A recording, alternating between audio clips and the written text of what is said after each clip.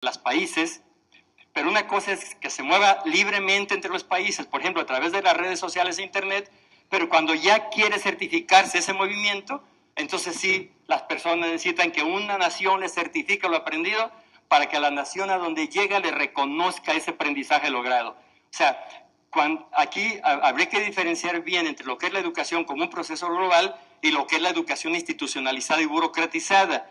Es cuando se burocratiza la gestión del conocimiento, cuando se vuelve lenta, se vuelve ya inoportuna e impertinente, o sea, porque ya no llega a tiempo, porque llega muy lenta, ¿no? También podemos decir que se mueve de institución a institución. Por ejemplo, es muy fácil que una persona vaya a otra institución y aprenda. Lo difícil son toda la documentación burocrática que tiene que llevar para que le reconozcan los créditos de un lugar a otro.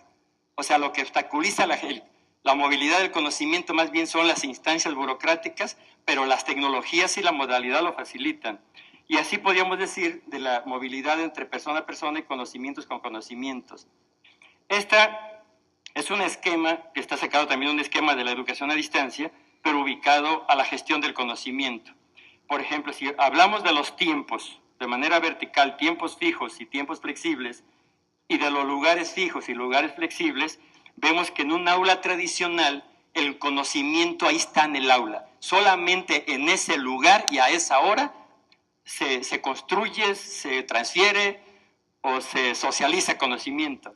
En cambio, en una teleconferencia, aunque el tiempo es fijo, por lo menos ya se participa desde diferentes lugares. O sea, el conocimiento se mueve más, lo que es propio de la educación a distancia.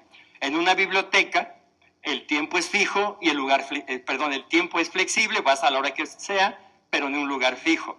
Y en los ambientes virtuales, la gran ventaja que tendría es que puedes acceder al conocimiento y a socializar con otros la construcción de conocimiento nuevo en diferentes tiempos y en diferentes lugares. Esa sería así como la primera cualidad de un ambiente virtual para propiciar una mejor gestión del conocimiento. Este es un cuadro mucho más detallado, luego lo ven con calma, pero aquí pretendía hacer una clasificación entre, por ejemplo, si ven las columnas, una está referida a las circunstancias institucionales. O sea, cómo la institución se organiza sus procesos educativos. La otra, los modos de la docencia, y la otra, el currículum, en diferentes modalidades. O sea, en el aula tradicional, en una trayectoria abierta, en un sistema a distancia, en un sistema virtual y en un ambiente diversificado. Está basado en el cuadro anterior. Aquí lo ideal a lo que se apuesta eso, y esto coincide con las ponencias anteriores, como que a lo que le estamos apostando es a la diversificación de los ambientes y procesos de aprendizaje donde se combinen las cualidades de las diferentes modalidades educativas. Pero eso no quiere decir que desaparezcan.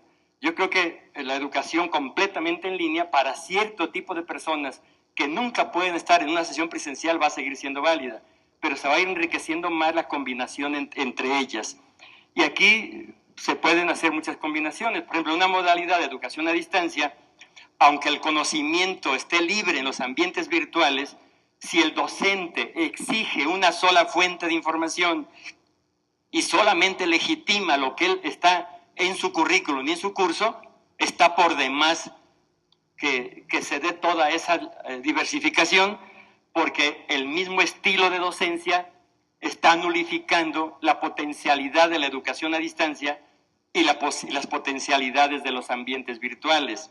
O también un currículum muy cerrado o con una seriación muy rígida, o sea, la manera en cómo gestionamos el currículum, cómo organizamos los procesos escolares y cómo se organizan el modelo académico institucionalizado va a determinar que esa gestión, que podría ser más flexible, más oportuna y más significativa con las tecnologías de la información y la comunicación y la educación a distancia, pierdan esa posibilidad. Ahora, esto no lo vamos a repetir, son todo lo que las tecnologías pueden hacer para apoyo de la gestión del conocimiento, desde el almacenaje, la búsqueda, la organización, propiciar espacios de comunicación, vinculación global, en fin. Ahora, una de las preguntas que me haría. Falta un minuto ya, ¿verdad? Sí. Bueno, alguna de las preguntas, voy a tomar un minuto del que le sobró a español, ¿sí? Bueno, para terminar Bueno, una de las preguntas que nos tendríamos que hacer, no lo voy a repetir, es ver qué pasa en las instituciones tradicionales ahorita. O sea, cómo se mueve el conocimiento en una escuela tradicional. O sea, cómo llega el conocimiento nuevo, cómo se incorpora el currículum, cómo llega a la biblioteca, cómo lo aprenden los profesores, cómo el profesor lo pasa a los alumnos y compararlo con la que las tecnologías pueden hacer. Entonces nos vamos a dar cuenta de que las tecnologías de la información y comunicación facilitan eso, pero a veces es la tramitología interna, desde que se diseña el nuevo plan de estudios hasta que se convierte en una docencia real, lo que hace que este proceso sea mucho más lento. Entonces, para un aprovechamiento mejor, lo que habría que hacer es, ¿nos lo pasamos estos son todos los ritos que obstaculizan esa fluidez, cosas que se creen que deben de suceder en las universidades, como que solamente tenga valor el contenido curricular, considerar legítimo solo lo que está establecido ahí, que el conocimiento debe pasar necesariamente por la docencia, que se privilegia la información sobre la socialización de los conocimientos.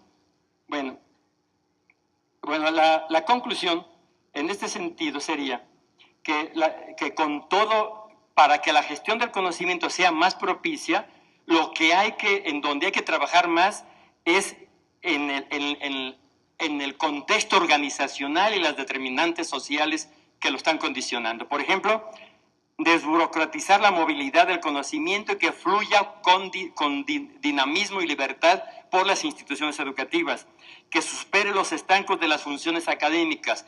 Por ejemplo, eso de separar la extensión de la difusión y la difusión de la docencia.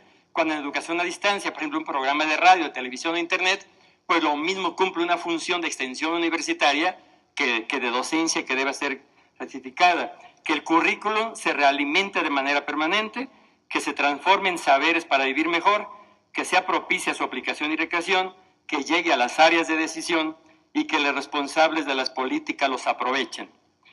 Que ahí es donde está un gran problema. En la intervención que tenía el doctor García Areto, cuando él decía que en la educación a distancia, que había mucha práctica y poca teoría, el problema de la educación presencial es que hay muchísima investigación, pero las prácticas siguen casi igual. O sea, mientras que la educación a distancia se transforma sin esperar una teoría que le explique, la educación presencial, a pesar de que se hace tanta investigación, las escuelas siguen organizadas casi igual que en el siglo XIX y las prácticas docentes igual. O sea que hay un gran desperdicio por este último punto, que los responsables de las políticas educativas no aprovechan toda la teoría y conocimiento pedagógico y académico que se ha venido creando a través de los siglos. O sea que no es solamente cuestión de crear conocimiento, sino de aplicarlo y que sirva para vivir mejor. Conclusiones. La gestión del conocimiento en ambientes virtuales nos lleva a la necesidad de una conjunción conceptual y operativa de los sistemas de información, tecnologías para la comunicación y procesos de conocimiento, partiendo de la premisa de que todas las cualidades que les atribuimos a las tecnologías, nosotros como personas los poseemos. O sea, el conocimiento es reusable, aunque no se hubiera inventado la escritura. O sea, porque el conocimiento, siempre que se comparte, se recrea y no se desgasta. Aunque se los des a los demás, sigues con él, y al contrario, si los das a los demás, con lo que ellos te regresan, se va reproduciendo. O sea, es en la acción de la reusabilidad. También el famoso multimedia, o sea, nosotros somos personajes multimedia. Lo que pasa es que tecnológicamente primero se desarrolló la escritura, y luego los sonidos, y luego los videos, y luego lo multimedia, y apenas se están integrando lo que la humanidad desde hace millones, según en la teoría de la evolución en que creamos, o sea, ya lo tenemos. O sea, por eso yo insisto en esto de que vamos a aprovechar mejor las tecnologías entre mejor sepamos trabajar sin ellas. O sea, las tecnologías potencializan lo que humana y profesionalmente somos capaces de hacer. Las instituciones educativas que fueron creadas como entornos para crear y compartir y aprender conocimientos, están obligadas a organizarse como instituciones que aprenden. Les prendió el rojo, pero faltan nada más 3. La diversidad de recursos tecnológicos propician la innovación para una mejor gestión de la información y el conocimiento, pero no la determinan ni la garantizan. Las interacciones entre las circunstancias en que suceden los procesos educativos con los procesos mismos afectan a ambos, pero no se determinan uno al otro.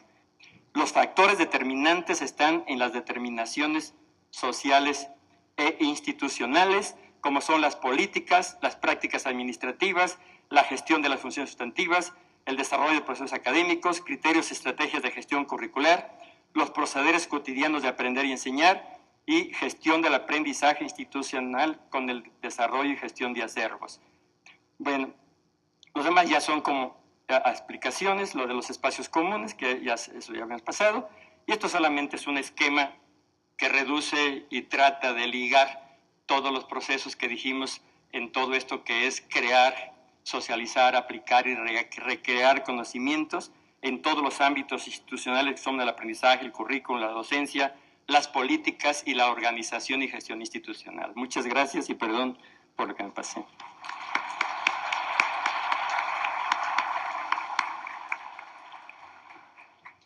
Muchas gracias al profesor Moreno. Y ahora vamos a dar paso al profesor